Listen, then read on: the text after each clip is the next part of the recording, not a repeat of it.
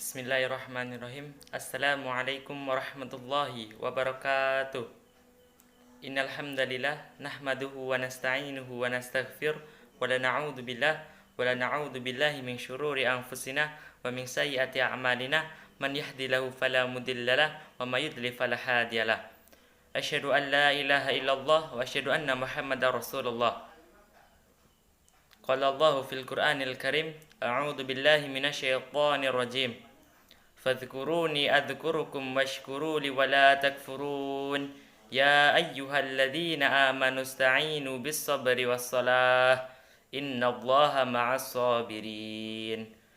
Wa qala Rasulullah sallallahu alaihi wasallam, Iqra'ul Qur'ana fa innahu ya'ti yaumil qiyamah syafi'an li ashabihi. Kepada Ustadz yang saya hormati dan serta teman-teman yang insyaallah dirahmati Allah. Pertama-tama dan yang paling utama, marilah kita panjatkan puji syukur atas kehadirat Allah Subhanahu wa taala atas karunia-Nya malam ini kita masih diberikan kesehatan oleh-Nya. Tak lupa shalawat serta salam kita haturkan kepada junjungan kita, suri tauladan kita, Nabi Allah Muhammad sallallahu alaihi wasallam yang kita nantikan syafaatnya kelak di yaumil akhir.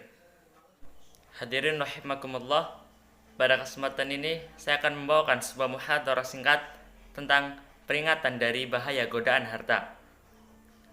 Hadirin rahimakumullah, ketahuilah bahwa pemberian-pemberian Allah yang berupa makanan, harta benda, anak, dan semisalnya merupakan ujian bagi manusia. Allah Ta'ala berfirman yang artinya, dan ketahuilah bahwa harta-harta kalian dan anak-anak kalian itu tidak lain hanyalah sebagai cobaan, dan sesungguhnya di sisi Allah lah pahala yang besar. Quran Surah Al-Anfal ayat 28. Di samping itu Nabi Shallallahu Alaihi Wasallam bersabda yang artinya, sesungguhnya pada setiap umat ada fitnah, dan fitnah umatku adalah harta. Hadis riwayat At-Tirmidzi dan disahihkan oleh Al-Albani. Hadirin rahimakumullah, godaan harta ini akan datang dari berbagai sisi. Di antaranya adalah dari cara mencarinya. Dari sisi inilah sebenarnya Allah Ta'ala dalam mensyariatkan berbagai cara dalam mendapatkan harta, yang semuanya dibangun di atas keadilan dan jauh dari perbuatan zalim, jahat, atau menyakiti orang lain. Maka orang-orang yang bertakwa kepada Allah Ta'ala tentu akan senantiasa memberikan batasan-batasan syariat dalam mendapatkannya, jauh dari unsur riba, judi, dan bentuk-bentuk kezaliman lainnya, yang semuanya termasuk dalam bentuk memakan harta orang lain dengan cara yang batil. Dengan sebab itu, perhatian terhadap batas dan aturan-aturan Allah Ta'ala dalam mencarinya, maka harta yang diperoleh pun menjadi barokah. Harta yang diperolehnya akan menjadi sebab kebaikan bagi yang memilikinya, baik saat diinfakkan, disedekahkan, maupun di saat bertanya nanti, menjadi warisan bagi ahli warisnya, sehingga hartanya menjadi kebaikan bagi dirinya di dunia dan di akhirat.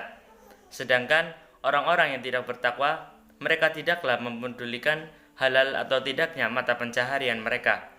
Yang halal bagi mereka adalah segala sesuatu atau segala cara yang bisa mereka lakukan, meskipun di dalamnya ada unsur penipuan, riba, judi, maupun menzalimi orang lain, sehingga hartanya pun tidak barokah dan tidak ada manfaatnya.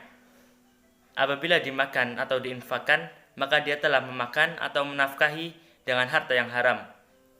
Apabila disedekahkan, tidak akan diterima oleh Allah Ta'ala. Apabila meninggal dunia, maka hartanya akan menjadi sebab masuknya ke dalam neraka. Hadirin rahimakumullah, godaan karena harta ini juga bisa datang dari sisi perhatian dan keinginan seseorang. Sehingga sebagai orang ada yang keinginannya terhadap harta membuat dirinya berambisi terhadapnya. Hal ini membuat kesibukannya hanyalah untuk mencari dunia. Dari saat memulai aktivitasnya, setelah bangun tidur, sampai dia kembali ke rumahnya, yang dipikirannya hanyalah dunia. Di saat duduk, berdiri, maupun berjalan, yang di hatinya hanyalah mencari dunia, dunia, dan dunia.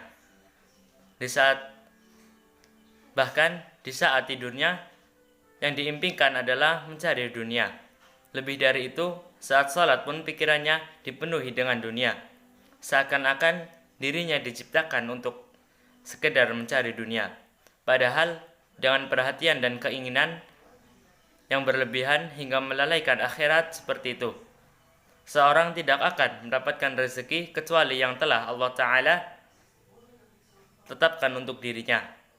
Maka orang yang demikian keadaannya tentunya adalah orang yang tertipu serta terjatuh pada godaan dunia, sehingga dia memusatkan seluruh pikiran dan kesibukannya untuk dunia. Dia menjadikan dunia bersemayam di hatinya, sehingga melalaikan dia dari beribadah kepada Allah Ta'ala. Hadirin rahimakumullah, godaan harta juga akan muncul dari sisi penggunaannya. Di sisi ini kita dapat sebagian orang yang berharta memiliki sifat pelit, sehingga tidak mau mengeluarkan zakatnya, tidak mau menjalankan kewajiban berinfak kepada kerabatnya yang wajib untuk dibantu, dan yang semisalnya. Sedangkan sebagian yang lainnya atau pada sisi lainnya justru mengeluarkan hartanya tanpa ada perhitungan serta dihambur-hamburkan sia-sia. Oleh karena itu, siapapun di antara kita harus hati-hati dan senantiasa takut terkena godaan harta ini. Betapa banyak orang yang lebih berilmu dari kita telah terjatuh pada penyimpangan-penyimpangan karena godaan harta ini. Bahkan ada pula orang yang dahulunya istiqomah membela as-sunnah dan melawan kebatilan serta bid'ah. Namun, kala tergoda dengan harta, kemudian terjatuh pada penyimpangan-penyimpangan. Hal itu diantaranya disebabkan oleh ketidakhati-hatian serta perasaan aman dari bahaya godaan harta. Kesimpulan dari video tadi, jika ada orang yang ingin selamat dari godaan, dia harus berpegang teguh dengan Al-Quran dan As-Sunnah, yaitu hendaknya dia senantiasa bersemangat dalam membaca dan mempelajarinya, serta mengamalkan apa yang terkandung di dalamnya. Dengan kembali dan berpegang teguh kepada keduanya, seseorang akan mengetahui bagaimana dia harus mencari harta dan bagaimana pula dia cara menginfakkannya. Dengan kembali kepada keduanya, seseorang akan tahu apa akibat dari pelanggaran terhadap batas-batas syariat Allah Ta'ala dan apa keutamaan orang yang senantiasa memperhatikan syariat dalam mendapatkan maupun menginfakkan hartanya. Demikian yang bisa saya sampaikan. Bila ada tutur kata yang kurang berkenan, saya mohon maaf. Burung irian, burung cendrawasih. Cukup sekian dan terima kasih. Nun wal qalami wa ma yasturun fastabiqul khairat. Assalamualaikum warahmatullahi wabarakatuh.